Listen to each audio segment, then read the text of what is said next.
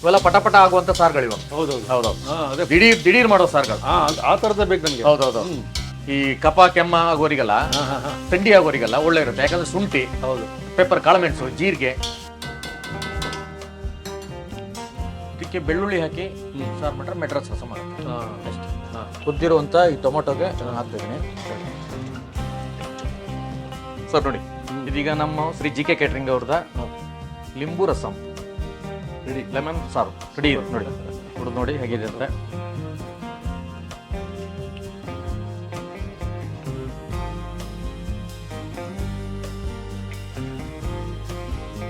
ಈ ಸಾರಿಗೆ ಜೀರಿಗೆ, ಕಾಳುಮೆಣಸು ಯಾಕೆ ಹಾಕ್ತಾರೆ?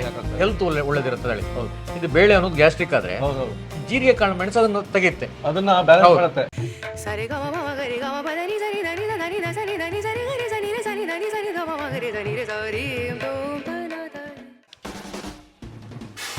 ನಮಸ್ಕಾರ ವಿಷಯ ಬಂಧುಗಳೇ.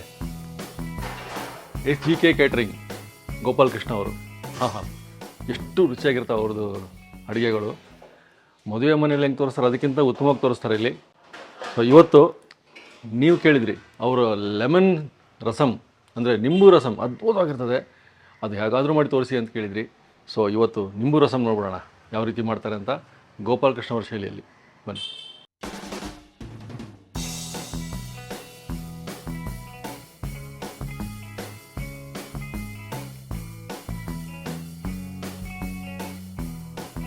ಸರ್ ನಮಸ್ಕಾರ. ನಮಸ್ಕಾರ.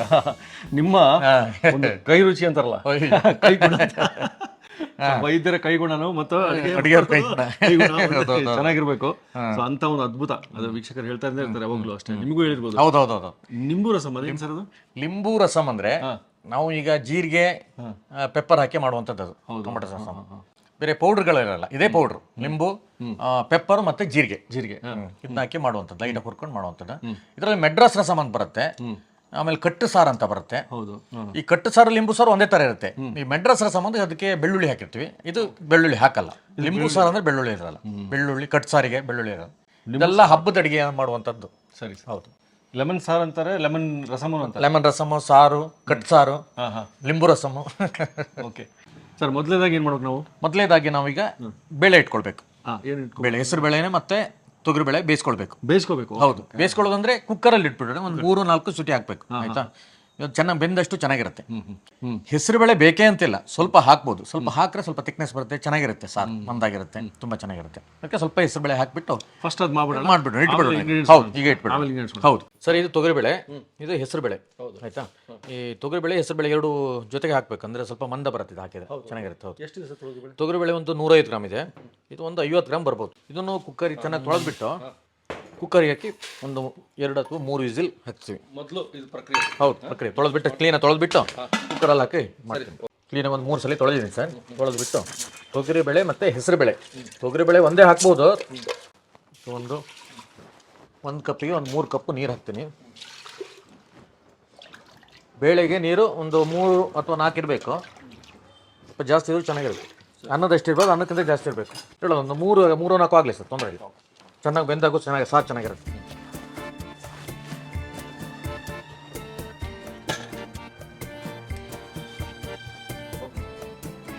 ಒಂದು 3-4 ವಿಸಿಲ್ ಆಗಲಿ, ಚೆನ್ನಾಗಿ ಬೇಯಬೇಕದು. ಬೆಂದಿಲ್ಲ ಅಂದ್ರೂ ಕಟ್ಬಿಡಲ್ಲ. ಈ ಬೇಳೆಗಳೆಲ್ಲ ಕಟ್ಬಿಡ್ಬೇಕು, ಚೆನ್ನಾಗಿ ಕಟ್ಬಿಡ್ಬೇಕು. ಅಲ್ಲಿವರೆಗೆ ನಾವೀಗ ಒಂದು ಪೌಡ್ರ್ ಹೊರ್ಕೊಳ್ಳುವಂಥದ್ದು ಇದೆ. ಈ ಪೆಪ್ಪರು, ಜೀರಿಗೆ, ಇದನ್ನು ಲೈಟಾಗಿ ಒಂದು ಸ್ವಲ್ಪ ಬಿಸಿ ಮುಡ್ಸ್ಕೊಂಡು ಪೌಡ್ರ್ ಮಾಡಿ ಇಟ್ಕೊಳ್ಬೇಕು. ಆಮೇಲೆ ಇದಕ್ಕೆ ನಮ್ಮ ಮಾಮೂಲಿ ಟೊಮೊಟೊ, ಶುಂಠಿ, ಹಸಿಮೆಣಸು, ಆಮೇಲೆ ಎಲೆ ಕರಿಬೇವು, ಆಯ್ತಾ? ಆಮೇಲೆ ಬೆಲ್ಲ ಸ್ವಲ್ಪ ಲೈಟಾಗಿ, ಉಪ್ಪು, ತುಪ್ಪ, ಅರಿಶಿನ, ಹುಣಸೆಹಣ್ಣು, ಆಮೇಲೆ ಕೊತ್ತಂಬರಿ ಸೊಪ್ಪು, ಲಿಂಬು. ಮೇನ್ ಆಗಿ ಲಿಂಬು, ಲೆಮನ್ ಸಾರಿಗೆ ಲೆಮನ್ ಬೇಕು, ಅದೇ ಮೇನ್. ಸೊ ನಿಮ್ಮ ಒಂದು ಪ್ರಕ್ರಿಯೆ ಹೌದು, ಮಾಡೋಣ ಸರ್. ಒಂದೊಂದೇ ಮಾಡ್ತಾ ಹೇಳ್ತಾ ಇರ್ತೀನಿ. ಸರಿ, ಈಗ ಒಲೆ ಅನ್ಸ್ಕೊಳ್ತೀನಿ ಸರ್. ಒಂದು ಪೌಡ್ರ್ ಹೊರುವಂತ ಪ್ರಕ್ರಿಯೆ ಇದೆ, ಸಣ್ಣದಾಗಿ. ಸಾರಿಗೆ ಯಾವಾಗಲೂ ಪೆಪ್ಪರ್, ಈ ಸಾರಿಗೆ ಒಂದು ಲಿಂಬು ಎಷ್ಟು ಮೇನು ಅಷ್ಟೇ ಪೆಪ್ಪರ್ ಮತ್ತೆ ಜೀರಿಗೆ. ಹೌದಾ? ಕಾಳುಮೆಣಸು ಮತ್ತೆ ಜೀರಿಗೆ ಮೇನ್ ಆಗಿರುತ್ತೆ. ಇದು ಯಾವುದೇ ಆಯಿಲ್ ಹಾಕಿ ಅಥವಾ ತುಪ್ಪ ಹಾಕಿ ಹೊರಿಬಾರ್ದು, ಡ್ರೈ ಇರ್ಬೇಕು. ಪೌಡರ್ ಮಾಡ್ಕೊಳ್ಬೇಕಲ್ವಾ? 3 ಟೀ ಸ್ಪೂನ್ ಹಾಕಿದ್ದೀನಿ. 3 ಟೀ ಸ್ಪೂನ್ ಪೆಪ್ಪರ್. ಆಯ್ತು. ಒಂದು 2 ನಿಮಿಷ ಆದ್ಮೇಲೆ ಜೀರಿಗೆ ಹಾಕ್ಬೇಕು, ಇಲ್ಲಾಂದ್ರೆ ಜೀರಿಗೆನೆ ಬೇಗ ಸುಟ್ಟೋಗುತ್ತೆ. ಏನು ತುಂಬ ಹುರಿಬೇಕಂತೇನಿಲ್ಲ, ಸ್ವಲ್ಪ ಬಿಸಿ ಮುಟ್ಬೇಕಷ್ಟೆ, ಪೌಡ್ರ್ ಆಗುವಷ್ಟು. ಸರಿ ಸ್ವಲ್ಪ ಬಿಸಿ ಮುಟ್ರೆ ಹುರಿದ್ರೆ ಸ್ವಲ್ಪ ಸ್ಮೆಲ್ಲು ಚೆನ್ನಾಗಿರುತ್ತೆ, ಜೋರ ಕೊಡುತ್ತೆ. ಸರ್ ಇದಾಗಿದೆ, ಲ್ಯಾಪ್ ಮಾಡ್ಕೊಳ್ತಿದ್ದೀನಿ. ಓಕೆ ಸರಿ, ಇದನ್ನೀಗ ಪೌಡ್ರ್ ಮಾಡಿ ಇಟ್ಕೊಳ್ಳೋಣ. ಸರಿ ಬರ್ತಾ ಇದೆ, ನಮ್ಮ ಕಡೆಗೆ ಬರ್ತಾ ಇದೆ ಪರಿಮಳ. ಹೌದೌದು, ಇಷ್ಟು ಸ್ಮೆಲ್ ಬರ್ಬೇಕು. ಬರ್ತಾ ಇದೆ. ಹಾಂ ಇನ್ನು ಬಿಟ್ಟರೆ ಸುಟ್ಟೋಗ್ಬಿಡುತ್ತೆ. ಓಕೆ, ರೆಡಿ ಆಯ್ತು.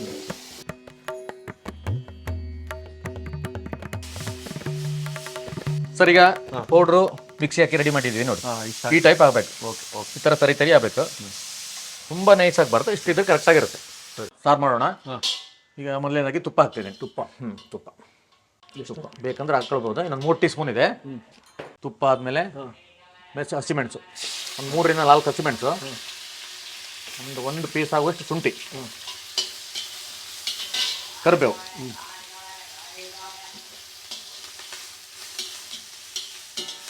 ನೋಡಿ ಅದಕ್ಕೆ ಒಂದು 3 ಟೊಮೊಟೊ. 3 ಟೊಮೆಟೊ. ಹೌದು ಹೌದು, 3 ಇದೆ ಇದರಲ್ಲಿ.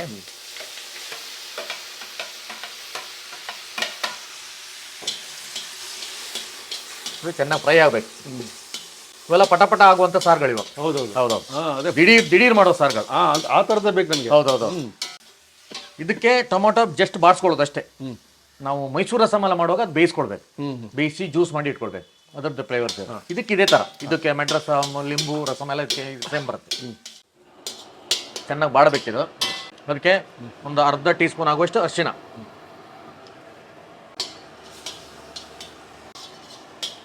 ಈ ಥರ ಬಾಡೋದ್ರಿಂದ ಜಾಸ್ತಿ ಬೇಯಿಸ್ಬೇಕಾಗಿಲ್ಲ ನಾವು, ಆ ಜ್ಯೂಸ್ ಎಲ್ಲ ಬಿಟ್ಕೊಬಿಡುತ್ತೆ. ಹೌದು, ನೀರಲ್ಲಿದ್ದರೆ ಜಾಸ್ತಿ ಬಿಡಲ್ಲ, ಜ್ಯೂಸ್ ಬಿಡಲ್ಲ. ನೋಡಿ ಈ ಎಲ್ಲ ಒಡೆದು ಬೆಂದಿರುತ್ತೆ ನೋಡಿ ಟೊಮೊಟೊ ಹಚ್ಚಿರೋದು. ಹೌದು. ಮತ್ತು ಈ ಸಾರೆಲ್ಲ ಹೆಲ್ತಿ ಆಗಿರುತ್ತೆ. ಅಂದರೆ ಈ ಕಫ ಕೆಮ್ಮ ಆಗೋರಿಗೆಲ್ಲ, ಥಂಡಿ ಆಗೋರಿಗೆಲ್ಲ ಒಳ್ಳೆ ಇರುತ್ತೆ. ಯಾಕಂದರೆ ಶುಂಠಿ, ಹೌದು, ಪೆಪ್ಪರ್, ಕಾಳುಮೆಣಸು, ಜೀರಿಗೆ.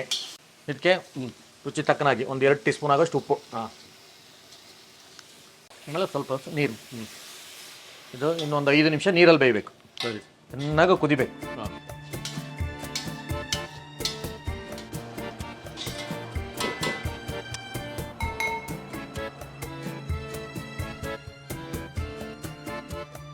ಚೆನ್ನಾಗಿ ಕುದೀತಾ ಇದೆ. ಒಂದೇ ಒಂದು ಪೀಸ್ ಬೆಲ್ಲ ಹಾಕ್ತೀನಿ. ಬೆಲ್ಲ ಬೇಕಂದ್ರೆ ಹಾಕ್ಬೋದು. ಬೆಲ್ಲ ಕೊಟ್ರೆ ಹಾಕಿದ್ರೆ ರುಚಿ ಎಲ್ಲ ಒಂದೇ ಥರ ಇರುತ್ತೆ. ಖಾರ ಉಪ್ಪು ಮುಂದೆ, ಖಾರ ಮುಂದೆ ಆ ಥರ ಇರಲ್ಲ. ಎಲ್ಲ ಅದನ್ನು ಲೆವೆಲ್ ಮಾಡುತ್ತೆ. ಸ್ವಲ್ಪ ಹುಣಸೆಹಣ್ಣು ರಸ ಸಾಕು, ಯಾಕಂದರೆ ಲಿಂಬು ಹಾಕ್ತೀವಿ. ಆಮೇಲೆ ಕೊತ್ತಂಬರಿ, ತೊಳೆದಿಟ್ಟಿರುವಂಥ ಕೊತ್ತಂಬರಿ, ಹೆಚ್ಚಿ ತೊಳೆದಿಟ್ಟಿರುವಂಥ.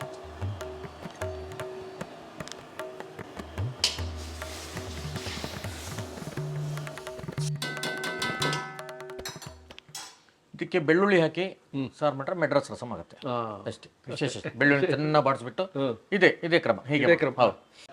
ಸರ್ ಈಗ ರೆಡಿಯಾಗಿದೆ. ಬೇಳೆಕಟ್ಟು ಬೆಂದು ರೆಡಿಯಾಗಿದೆ ನೋಡಿ. ಬೇಳೆಕಟ್ಟು ಎಲ್ಲಿದೆ, ಈ ಥರ ಬೇಯಬೇಕು, ಫುಲ್ಲಾಗಿ ಬೇಯಬೇಕು. ನೋಡಿ ಇಷ್ಟು ನೀರಿರಬೇಕು, ಇಷ್ಟು ಬೆಂದಿರಬೇಕು ಚೆನ್ನಾಗಿ. ಕುದ್ದಿರುವಂಥ ಈ ಟೊಮೊಟೊಗೆ ಹಾಕ್ತಿದ್ದೀನಿ. ಬೇಳೆ ಕಾಣಬಾರ್ದು. ಬೇಳೆ ಇದ್ರೂ ಸ್ವಲ್ಪ ಸ್ಮ್ಯಾಶ್ ಮಾಡ್ಕೊಳ್ಬೇಕು, ಇಲ್ಲ ಕುಕ್ಕರಿಗೆ ಮಿಕ್ಸಿಗೆ ಹಾಕ್ಕೊಳ್ಬೇಕು, ಇಲ್ಲ ಜರಡಿ ಗಿಡಿ ಮಾಡ್ಕೊಳ್ಬೇಕು ಅಷ್ಟೇ. ಉಳಿದ್ರೆ ಜರಡಿ ಗಿಡಿ ಮಾಡಿ ಹಾಕಬೇಕು. ಈ ಹಂತದಲ್ಲಿ ನಾವು ಪೌಡ್ರ್ ಹಾಕಬೇಕು. ಆ ಸ್ಮೆಲ್ ಹಾಗೆ ಉಳ್ಕೊಳುತ್ತೆ. ಎಷ್ಟು ಹಾಕಿ? 3 ಟೀ ಸ್ಪೂನ್ ಹಾಕಿದ್ದೀನಿ. 3 ಟೀ ಸ್ಪೂನ್ ಅಂದರೆ ಇದರಲ್ಲಿ ಒಂದು 10 ಜನ ಆರಾಮಾಗಿ ಊಟ ಮಾಡ್ಬೋದು. 10 ಜನ ಮಾಡ್ಬೋದು. ದಿನ ಒಂದೇ ಥರ ಸಾರು ತಿಂದು ಬೇಜಾರಾದವರು ಒಂದಿನ ಇದು, ಒಂದಿನ ಆ ಥರದ್ದು, ಒಂದು ಲಿಂಬು, ಒಂದಿನ ಶುಂಠಿ, ಎಲ್ಲ ತಂಬುಳಿ, ಎಲ್ಲ ವೆರೈಟಿಗಳು ಸಾರುಗಳು. ತಂಬುಳಿನ ಹಾಗೆ ಈಸಿನೇ ಅವೆಲ್ಲ ಇದೇ ಥರನೇ. ಇದಕ್ಕೆ ಸ್ವಲ್ಪ ಮೇಲ್ಗಡೆ ಕೊತ್ತಂಬರಿ ಸ್ವಲ್ಪ ಅವಾಗ ಹಾಕಿದ್ವಿ, ಸ್ವಲ್ಪ ಮೇಲ್ಗಡೆ. ಲಿಂಬು ಅನ್ನೋದು ಸಾರು ಚೆನ್ನಾಗಿ ಕುದ್ದಾದ್ಮೇಲೆ ಹಾಕಬೇಕು. ಲಿಂಬು ಹೌದಾದ್ಮೇಲೆ? ಹೌದು. ಇವಾಗ ಇದು ಇನ್ನೊಂದು 2-3 ನಿಮಿಷ ಕುದಿಬೇಕು. ಹೌದು. ಜೀರಿಗೆ ಮತ್ತು ಪೆಪ್ಪರು ಹಾಕಿ ಒಂದು 5 ನಿಮಿಷದಲ್ಲಿ ಇದು ಹಾಕ್ಬೇಕು. ಇವೆರಡು ಲಾಸ್ಟ್ ಹಾಕುವಂಥದ್ದು. ಹೌದು ಸರ್. ಹೌದು. ಇದಕ್ಕೆ ಲಿಂಬು ಹಾಕಿದ್ಮೇಲೆ ಕುದಿಬಾರ್ದು ಅಂತಾರೆ ಸರ್. ನೋಡಿ ಇವಾಗ ಹಾಕ್ತಾ ಇದ್ದೀನಿ. ಓಹೋ ಸರ್, ರಸಮಿಂದು ಹೌದು ಫ್ಲೇವರ್ ಬರ್ತಾ ಇದೆ. ಬಟ್ ಈಗ ಲಿಂಬು ಹಾಕಿದ್ಮೇಲೆ ಹೌದು. ಮತ್ತೆ ಇದರಲ್ಲಿ ಬೀಜ ಉಳ್ಕೊಳ್ಬಾರ್ದು, ನೋಡಿ ಹಾಕ್ಬೇಕು. ಬೀಜ ಇದ್ರೂ ತಗೊಳ್ಬೇಕು. ಸರಿ. ಸ್ವಲ್ಪ ಹುಣಸೆಹಣ್ಣು ಹಾಕಿದ್ವಿ. ಹುಣಸೆಹಣ್ಣು ಹೆಂಗೆ ಹಾಕಿದ್ರೆ ಇದ್ರೆ ಹಾಕ್ಬೋದು, ಇಲ್ಲ ಅಂದರೆ ಬರೀ ಲಿಂಬು ಹಾಕಿದ್ರು ಸಾಕಾಗತ್ತೆ. ಸೊ ವೀಕ್ಷಕರಿಗೆ ಮದುವೆ ಮನೆಯದು ಇವತ್ತು ನಿಂಬು ಸಾರು, ಲಿಂಬು ರಸಂ. ನಿಂಬು ರಸಂ ಸಿಕ್ತು. ಇದಕ್ಕೆ ಯಾವುದೇ ರೀತಿಯಲ್ಲಿ ಒಗ್ಗರಣೆ ಬೇಡ ಆಗತ್ತೆ. ಹಾಂ ಸರ್. ಸ್ವಲ್ಪ ತುಪ್ಪ ಕೊನೆಯಲ್ಲಿ. ಒಗ್ಗರಣೆ ಬೇಡ. ತುಪ್ಪ. ಹೌದು. ಒಂದು 2 ಟೀ ಸ್ಪೂನು ತುಪ್ಪ. 2 ಟೀ ಸ್ಪೂನ್ ತುಪ್ಪ. ಓಕೆ, ಸಾಕು. ಈಗ ಆಗಿದೆ ನೋಡಿ. ಹಾಗೆ ಸರ್ ಇದು. ಹೌದು ನೋಡಿ, ರೆಡಿ ಆಗಿದೆ. ತುಂಬ ಗಟ್ಟಿನೂ ಇರಬಾರ್ದು, ತುಂಬ ತೆಳ್ಳಗೂ ಇರಬಾರ್ದು, ಈ ಲೆವೆಲ್ಗೆ ಇರಬೇಕು, ಅನ್ನಕ್ಕೆ ಹೊಂದಬೇಕು. ಕೆಲವು ಕುಡಿಯೋರು ಲೋಟಕ್ಕೆ ಹಾಕೊಳ್ಳೋದಿರುತ್ತೆ. ಹೌದು, ಕೇಳಿ ಇಸ್ಕೊತಾರಲ್ಲ, ಕೇಳಿ ಇಸ್ಕೊಳ್ತಾರೆ. ಇರ್ತೀವಿ. ನೋಡಿ ಈಗ ಆಗಿದೆ, ಒಲೆ ಆಫ್ ಮಾಡ್ತೇವೆ. Right sir, done. ನಮ್ಮ ನಿಂಬು ಸಾರು ರೆಡಿ ಮಾಡಿ. ಇಷ್ಟು ಬರಬೇಕು. Right sir.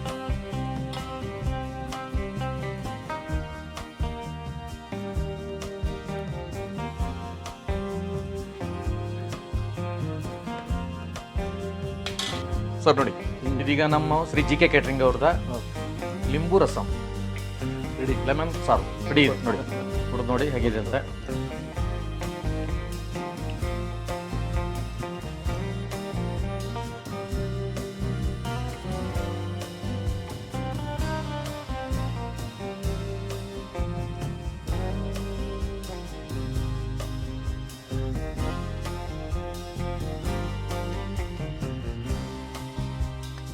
ಅನ್ನ ಇದ್ಬಿಟ್ರೆ ಇರಬೇಕು, ಇಷ್ಟಿರ್ಬೇಕು. ಹೌದು, ಇಲ್ಲಾಂದ್ರೆ ಸಾರು ಹೊಂದ್ಕೊಳ್ಳಲ್ಲ. ಬಿಸಿ ಅನ್ನದ ಮೇಲೆ ಸ್ವಲ್ಪ ತುಪ್ಪ ಫಸ್ಟು. ನಿಂಬು ರಸಂ ಅಥವಾ ನಿಂಬು ಸಾರು ಇದ್ರೆ ನೋಡಿ, ಬಿಸಿ ಬಿಸಿ ಇರುವಾಗಲೇ ಹೌದೌದು ಊಟ ಮಾಡ್ಕೊಳ್ಬೇಕು. ಮಾಡ್ಕೊಬೇಕು. ಯಾಕಂದ್ರೆ ಅನ್ನ ಸಾರು ಚೆನ್ನಾಗಿ ಹೊಂದ್ಕೊಳ್ಳುತ್ತೆ. ಹೌದು. ಮತ್ತೆ ಸಾರು ಕಡಿಮೆ ಇರಬಾರ್ದು, ಸಾರು ಜಾಸ್ತಿ ಹಾಕೊಳ್ಬೇಕು. ಅದು ರುಚಿ ಗೊತ್ತಾಗೋದು ಯಾವಾಗ. ಶಿಖರೆ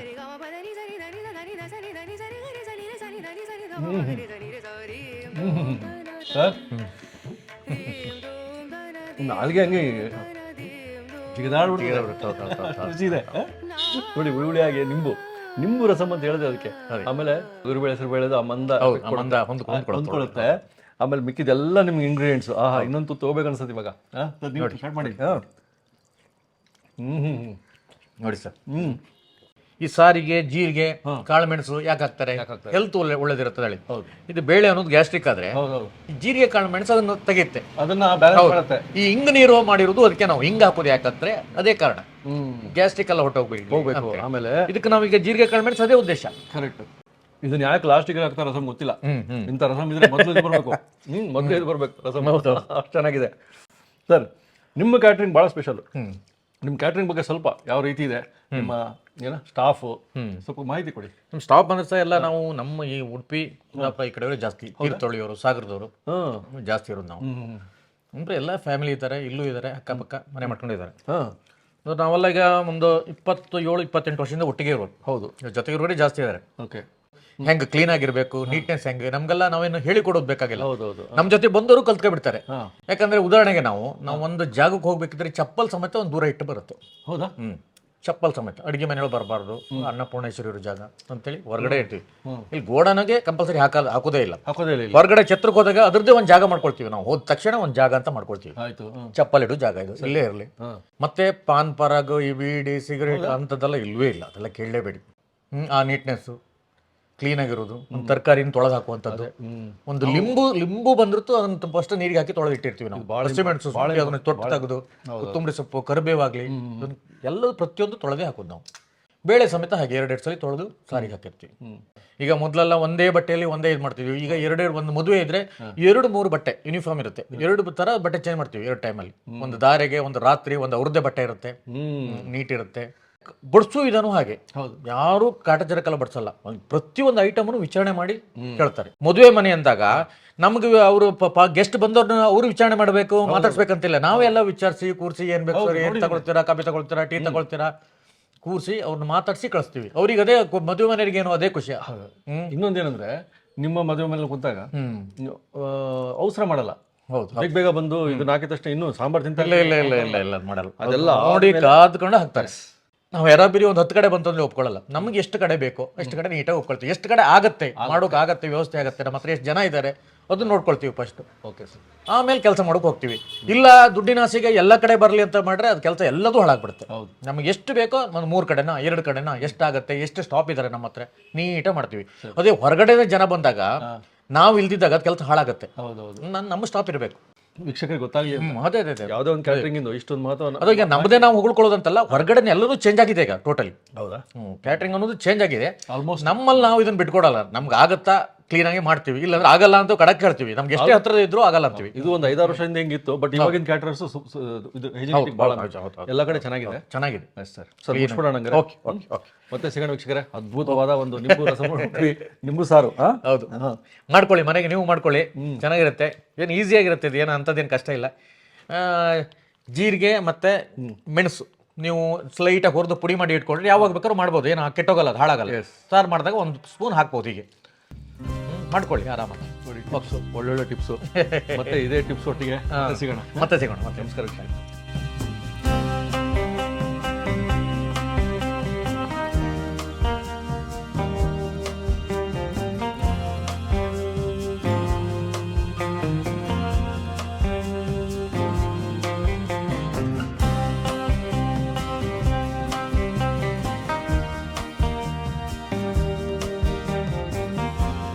ಇನ್ನೂ ಅನೇಕ ಸ್ವಾದಿಷ್ಟ ರೆಸಿಪಿಗಳಿಗಾಗಿ ಸಬ್ಸ್ಕ್ರೈಬ್ ಮಾಡುವುದನ್ನು ಮರೆಯಬೇಡಿ.